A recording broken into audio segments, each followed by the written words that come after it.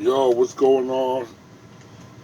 Just really want to hit you guys up. Definitely want to talk about OnlyFans. I did talk a little bit about it on my Twitter. I talked a little bit about it on Instagram.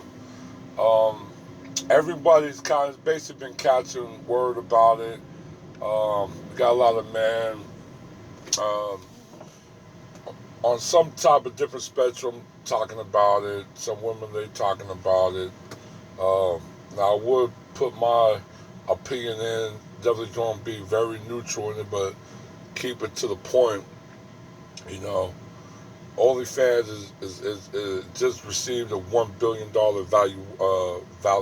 valuation, um,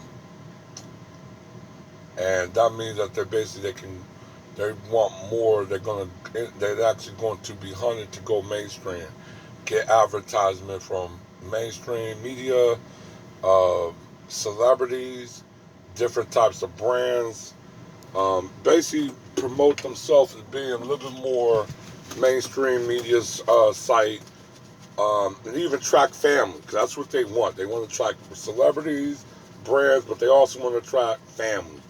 Um, Now I understand there is some girls that's a little upset about it because they feeling like where they gonna go, how they gonna survive. I mean, well, it is. I mean, you just gotta go to another up and start a starter site and see if they will are they willing to accept adult content. And most sites that's for startups normally do. Um, every startup media avenue, like apps or whatever, or whatever other type of site that came up, they pretty much used to be unregulated. That's basically where all the content creators came. That's where a lot of crazy stuff with the content creators, and some of them were, like I said, anything goes. OnlyFans had adult content. A lot of girls came for to do adult content, lingerie, nude photos, sex on videos, masturbation, selling certain items like like underwears or bras, stuff like that. So it was a lot of different things. Fetishes was definitely pretty big on OnlyFans. I can't bash it because actually I knew a couple females. Yeah, even at one point in time, I subscribed to OnlyFans one time, but that was a short-lived.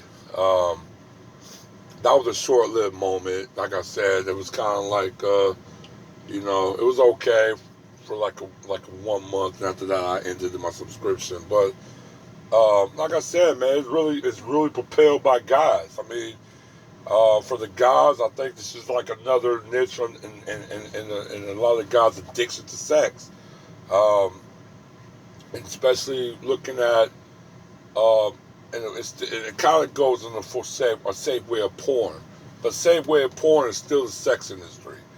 To the female, this is the oldest profession in the world. There's nothing extraordinary when a new chick come into the industry. Um, every girl that come in is hot for a couple weeks, couple months, maybe she can maintain for a year. After that, be on to the new chick.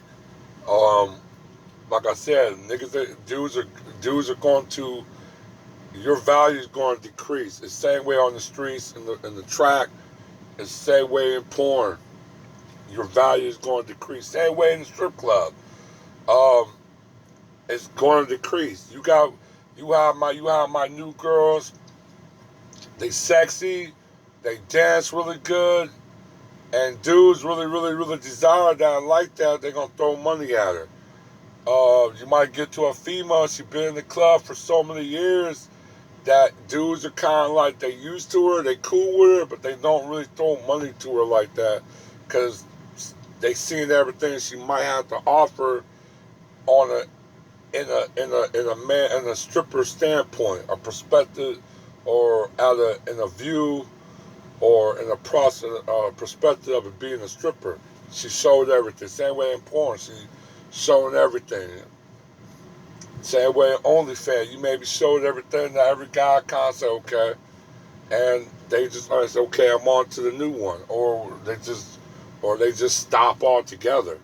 So I mean, to females is this is temporary. You're not gonna make the same amount of money you made last year. You ain't gonna make the same amount of money you made last week or last month, or hell, you might even make. There's females that made $500 one day, and they barely made $100 the next day. So it's a very very winding up and down um, slope in the industry. I mean, like I said, there's always girls turning 18 years old. Hell, in some pedophilia moment, and pedophilia is kind of high right now. How it is in this day and age, you got dudes looking at females at under 18. So you're competing against a whole demographic of population that's constantly developing into sexual creatures to attract men of certain ages, all ages, even though there's some in a way it could be morally wrong and lawfully wrong. But hey, this is what it is. And like I said, like the OnlyFans, instead of shutting down their adult section and porn section, yes, it's going to wipe out a lot of females' revenue streams. Yes, that means a lot of females are going to be hurting.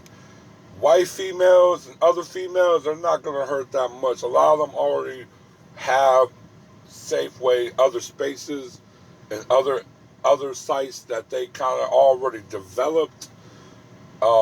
Now I'm not gonna say it's super. It's going to take them to millionaire status, but they have other means of somewhat surviving. Plus, a lot of these, whites or any other races, they have families that will support them financially. So it's not like they're going to be destitute and be struggling the minute that OnlyFans makes the switch into mainstream. Now, black women it's going to be a problem. If this is basically now I say not all of them, but I know there is a good significant number of black women.